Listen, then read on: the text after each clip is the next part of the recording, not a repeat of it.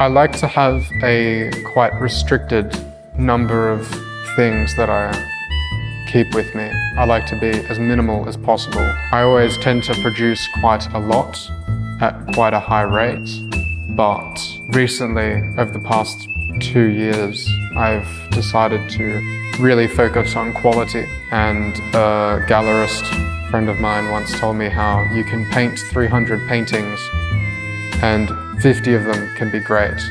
But if I can paint 10 and 8 of them are good, then that's a better ratio to work with. And so when I think about quality, it's whether I can feel something when I look at it, when I read it, and whether my friends can feel something, whether they can laugh or cry or even raise an eyebrow. Some reaction is always helpful.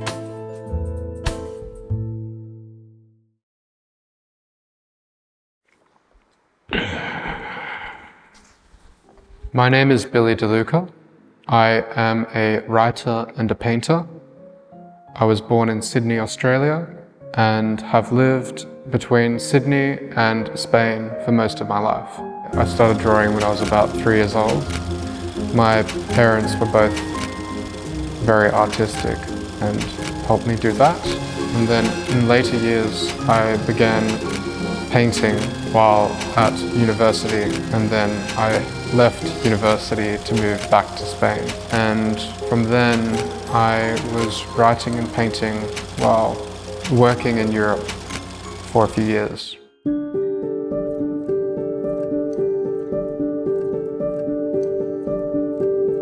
So about 3 years ago, I started collecting postcards, and I initially just held on to them and I looked at them, but I never sent them to anybody. And I kept collecting postcards, and then I started painting on them because I ran out of canvas. And I quite liked the idea of painting over the postcards because I was removing the images that were there. So when I decided to do another project, I thought of the idea of a postcard, and I wanted to create postcards with paint.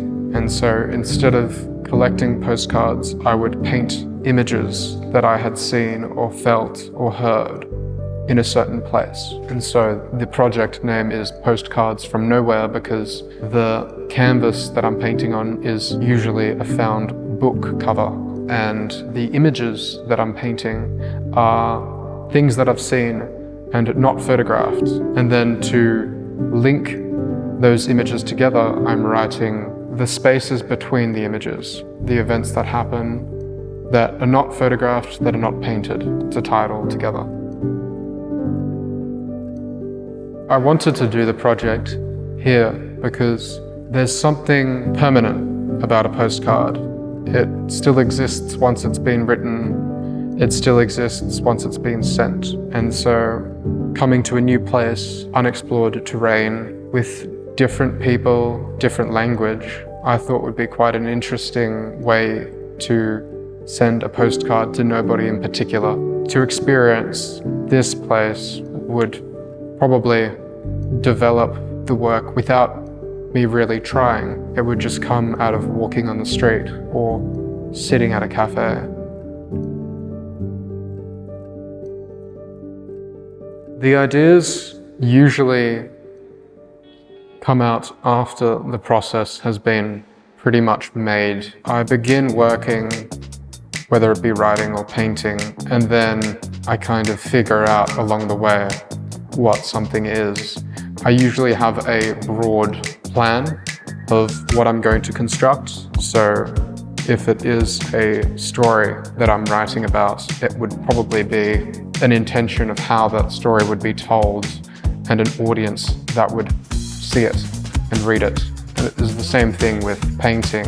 I want to create images that not only tell stories, but show a place and a time that may or may not exist to affect someone, make someone feel something. I know when I'm done, when I've messed up, and it's obvious. Other times I know when I'm done because I can feel a suggestion in a painting And sometimes that is enough.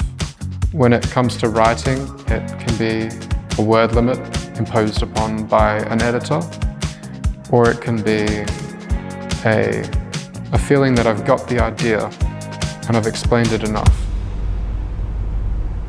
The reason why this place is beautiful is because it is unique, even though it is quiet. It brings people together. There are no other things to do except be in either a group or alone, and you can work here absolutely alone or with other people. There's less options, but that allows you to be creative within those two options. I get quite stressed throughout the day, especially with whether or not I'm doing the right thing by working, and if what I am doing is smart, if it really will become something useful or helpful to anybody. And when I go to the daily meetings, it's a nice way to get honesty, because there's no need to lie to yourself or to others. I feel very grateful to be surrounded by people that I can have such interesting conversations with and whose work I can see developing day by day. On one of the first few days that I got here, someone said something about making your art biographical, and I've always been very removed from the works that I do. I thought of making things a bit more personal and expressing something a bit more sensitive and less private. I wanted to create something that was more of a shared space, a seat at the table that anyone is invited to. And I was able to do that here because everyone was very welcoming, and I could just do my work without feeling judged and without exterior pressures being placed on me.